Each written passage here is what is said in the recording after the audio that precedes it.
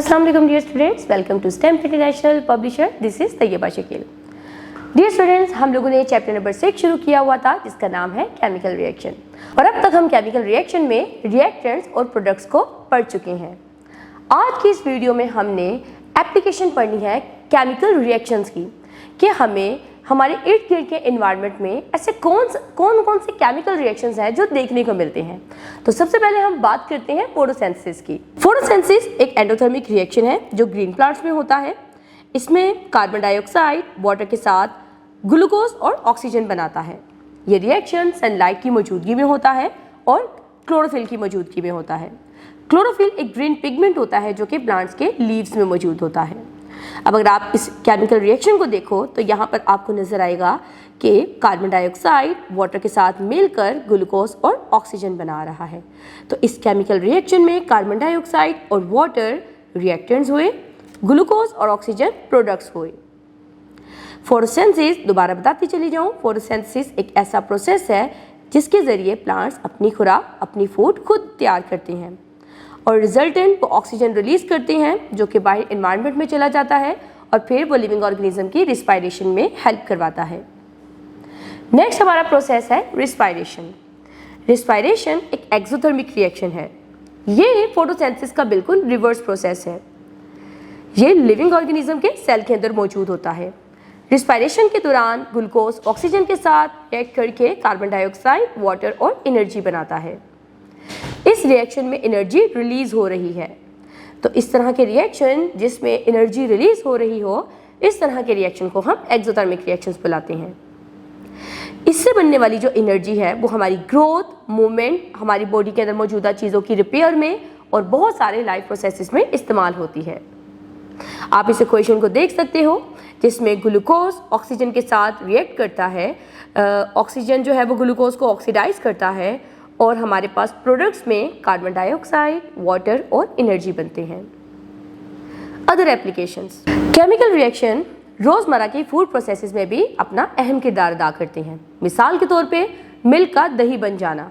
इसी तरह बेकिंग की बात करें तो फर्मेंटेशन का एक प्रोसेस होता है जिसमें माइक्रो ऑर्गेनिज्म केमिकल चेंजेस करवाते हैं फूड के अंदर और फूड को एक फॉर्म से दूसरी फॉर्म में कन्वर्ट करवाते हैं।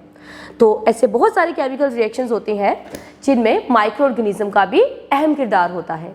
ये माइक्रो ऑर्गेनिज्म रिएक्टेंट्स को प्रोडक्ट्स में तब्दील करवाते हैं, जैसे कि दूध से दही बनाने वाला काम करते हैं लैक्टिक एसिड बैक्टीरिया। अब हम बात करते हैं केमिकल इक्वेशन की, कि केमिकल रिएक्शन को हम रिप्रेजेंट किससे करवाते हैं।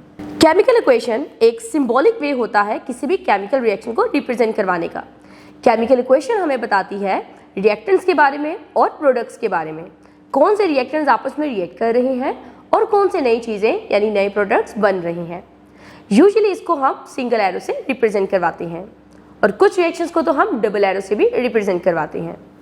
लेकिन आप देख सकते हो इस टाइम पर आपको जो इक्वेशन दिखाई दे रही है H2 + O2 एरो H2O, ये एक बैलेंस इक्वेशन नहीं है। अगर ये एक बैलेंस इक्वेशन नहीं है तो फिर बैलेंस इक्वेशन होती क्या है?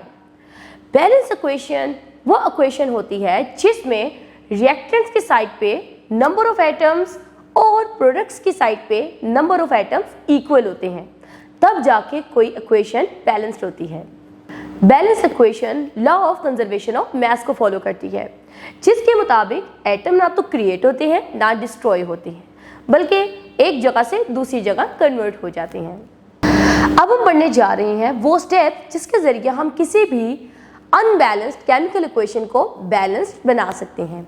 Number 1, right the unbalanced chemical equation using correct chemical formulas. यानी किसी भी अनबैलेंस्ड केमिकल इक्वेशन को आपने उसके करेक्ट फार्मूले से लिखना है। सबसे पहले आपने एक अनबैलेंस्ड केमिकल इक्वेशन लिखनी है, लेकिन वहां पर उसके केमिकल फार्मूलाज बिल्कुल दुरुस्त होने चाहिए। Second, count the number of atoms of each element present on both the reactants and product side. उसके बाद आपने नंबर ऑफ एटम्स को काउंट करना है।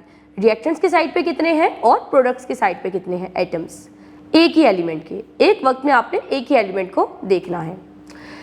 Number 3, select one element to balance at a time. Begin with elements that appear in only one reactant and one product. सबसे पहले आपने एक वक्त में एक ही एलिमेंट को देखना है। आपने उस एलिमेंट से स्टार्ट लेना है जो रिएक्टेंस और प्रोडक्ट साइड पे एक ही है। Fourth, adjust the coefficient whole numbers such as 2, 3 or 4 to make the numbers of atoms of that element equal on both sides. Use the smallest possible number. इसके बाद आपने कोफिशिएंट को add करना है जो 2, 3, 4 कोई भी हो सकता है। आपने ये कोफिशिएंट एटम्स के साथ लगाना है ताकि दोनों साइड पर एलिमेंट्स के एटम्स बैलेंस हो सके। स्टार्ट आपने एक स्मॉलेस्ट पॉसिबल नंबर से करना है। Repeat this process for all remaining elements until the equation becomes balanced. Balanced diatomic molecules such as H2, O2, N2 and Cl2 at the end if they appear as a free molecules in the equation. आपने ये process equation में मौजूदा तमाम elements पर repeat करना है ताकि एक इक्वेशन के अंदर सारे के सारे एलिमेंट्स बैलेंस हो सकें। आपने डायटोमिक मॉलिक्यूल्स को लाजमी देखना है कि अगर एंड पे कोई एलिमेंट रह गया है तो आपने देखना है कि वो एक डायटोमिक मॉलिक्यूल ही हो। मिसाल के तौर पर आपकी किताब में एक एग्जांपल लिखी हुई है फॉर्मेशन ऑफ वाटर की। अब आप यहाँ पर देखो स्टेप नंबर 1 में एक अनबैलेंस्ड इक्वेशन आपने लिखनी है। डिस्क्रिप्शन है इसकी इनिशियल इक्वेशन बिफोर बैलेंसिंग, यानी एक स्टार्टिंग की इक्वेशन आपको दिख रही है H2 + O2 एरो H2O की, जो कि बैलेंस नहीं है। अब फर्स्ट स्टेप क्या करना है, आपने दोनों तरफ एटम्स को काउंट करना है। अगर आप देखो तो लेफ्ट साइड पर 2 हाइड्रोजन और 2 ऑक्सीजन मौजूद हैं और राइट साइड पर 2 हाइड्रोजन लेकिन 1 ऑक्सीजन मौजूद है। Step 2, balance oxygen by multiplying H2O by 2। आपने इस इक्वेशन को बैलेंस करना है। इस मकसद के लिए आपको वाटर को यानी H2O को 2 से मल्टीप्लाई करना है। Step number 3, count atoms again. अब आपने दोबारा एटम्स को काउंट करना है। अब अगर आप देखो तो लेफ्ट साइड पर हाइड्रोजन 2 और ऑक्सीजन 2 है, जबकि राइट साइड पर हाइड्रोजन 4 और ऑक्सीजन 1 है, यानी अभी भी ये इक्वेशन बैलेंस नहीं है।